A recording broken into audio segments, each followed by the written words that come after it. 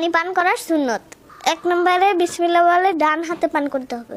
রাসূল সাল্লাল্লাহু আলাইহি ওয়াসাল্লাম বলেন, বিসমিল্লাহ বলে ডান হাতে আহার করো। রাসূল সাল্লাল্লাহু আলাইহি ওয়াসাল্লাম অন্য হাদিসে বলেছেন, তোমাদের কেউ যেন বাঁ হাতে না খায় এবং পানও না করে। 2 নম্বরে পানির বোতলে মুখ না লাগিয়ে পান করা। রাসূল সাল্লাল্লাহু আলাইহি ওয়াসাল্লাম মশকের মুখ খুলে তাতে মুখ লাগিয়ে পানি পান করতে নিষেধ করেছেন। 3 নম্বরে পাত্রে নিঃশ্বাস না ছাড়া। রাসূল সাল্লাল্লাহু আলাইহি ওয়াসাল্লাম বলেছেন, তোমাদের কেউ যখন পান করে সে যেন পাত্রের মধ্যে নিঃশ্বাস না ছাড়ে।